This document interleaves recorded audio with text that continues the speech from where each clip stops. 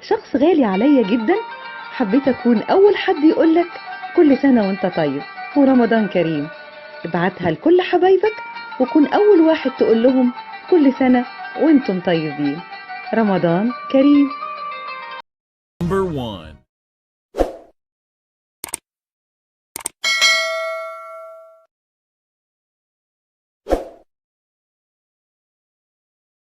Number 2. بسم الله. السلام عليكم ورحمة الله وبركاته. بسم الله الذي لا يضر مع اسمه شيء في الأرض ولا في السماء وهو السميع العليم. نعوذ بكلمات الله التامة من شر ما خلق. أحبابي رمضان مبارك. soo dhawaada subax wanaagsan. sidee leeyahay subax bay aniga hadda ii tahay.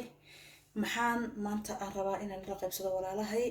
maanta waxaan ila qaybsan rabaa alaab yar oo fitamiin ah, dhinac walba u fiican, dhinac kasta u fiican. jirkaaga hadduu infection ku jiro, bacteria hadday ku jirto, calooshu hadday ku taagan tahay, sacaadays haddaad rabtid, sonkor haddaad qabtid, nooc walba maasha allah.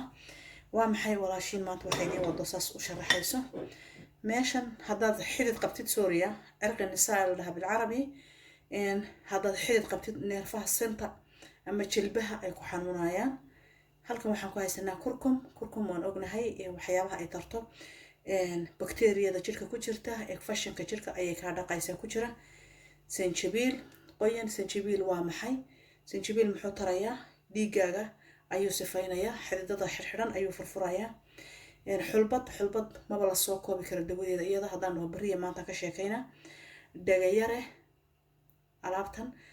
samboor hadduu ku hayo, xidid hadduu ku hayo, calool istaag, iscaatays, jilba xanuun, dhabar xanuun, caado wareer, haddii xoogay xagga qaasanta dumarka oo kale aan u leexdo, macdanta oo kale haddii makaanka oo kale dhibi ka jirto, yes, alaabtaasoo dhan dhagdhagaatay kaa dhigaysa.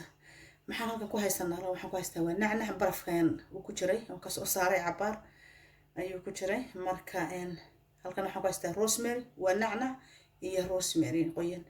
okay, iyakuna waxay tarayaan maasha allah, ilaahay baa soo koobi karo. rosemarygu waad ogtihiin aad buu u fiican yahay, skinbuu dhaqayaa, qofka korkiisa xataa xaad baa kasoo baxayso.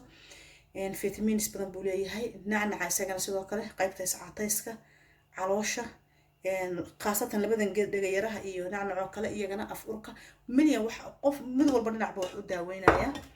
okay, halkan waxaan ku haysanaa waa raqay ama xamar, qof walba siduu u fahmayo aan soo raadsaday. waa kan waa raqay ama xamar. maxay taraysaa iyadana? caloosha ayay iyadana ku sifaynaysaa, jirkay ku dhaqaysaa. kaale arag maasha allah, vitamin mineral energy bay ku siinaysaa. kaale arag. halkan maxaan ku haysanaa malab, casal, biyo noocan maanta isticmaalaya. halkana maxaan ku haysanaa khalka tufaaxa. maasha allah, iscaatays, caloosha hadday bacteria wax kaaga jiraan, nooc walba isagana waad u jeedaan. marka axbaabi waxaan sameynayaa waa kan. waxaan ku horreysiinayaa raqaygii ama xamartii aan soo radiyey. kabacdina intan ayaan haddana ku darayaa sanjabiilkii. waan shaandhaynayaa alaabta.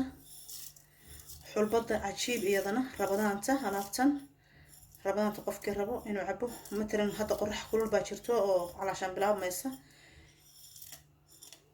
qofku markuu maanta dhan soomanaa, intan haddii uu ka hormarsado afradiisa, mudaawaadna uu ka helayaa, energy badanna uu ka helayaa maasha allah. jirkiisa qofkii xaydh ku jirtana xaydhu way gubanaysaa. halkan maxaan ku haysanaa marka iyadana limon akhtar, liin dhanaan sideeda ayaa iyadana loogu ridayaa, waad u jeedaan. okay, maxaa soo hadhay rosemarygii, isagana sidiisa. nacnaca sida oo kale maasha allah tabaaraka raxmaan. waxaan ku darayaa hadda wax yar oo khal ah,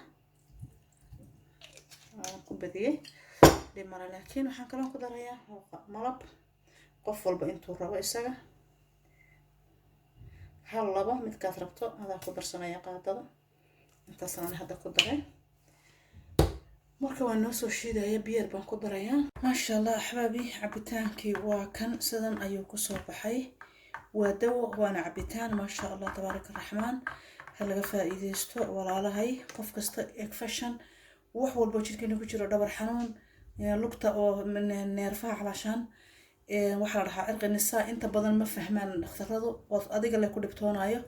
haddii aanan calaashaan isticmaalin waxyaabaha dabiiciga ah cirqa nisaa calaashaan sinta dadka ka qabta xididka ilaa lugta inta badan waxa u wanaagsan waxaweyaan xulbada iyo barida idaha bari idaad hadda mabadeeda malaha ma laga helay meelahan joogno laakiin mana dadka qaarna ma cuni karaan oo kale hadda inaan cunaya ismoodaya wallahi beerka xanuunay hadal qaadkeeda laakiin maxaad qofku ku bedelan karaa xulbada marka san loo sameeyo oo lagu daro dhagayaraha iyo waxyaabahaas calaashan wax ka soo shiiray ma lihin marka waxa la dhahay xaraga xanuun ma leh qofkii walaal ah oo xanuun un dareemayo alaabtana ka faa'iideysto haddii aad ka shakida calaashan ay sheer ku leedahay dina dooraha iska isticmaal qabayskaaga badso ka walaalahay waa kaas insha Allah inaad ka faa'iideysan doontaan ayaan rajaynayaa qof walba walaalaha ka faa'iideysto marka yar saafiga isaga darso inta fiidiyahan lamida ku kulmi doono waxaan iga sii tagay islaamka assalaamu calaykum waraxmatullaahi wabarakaatuh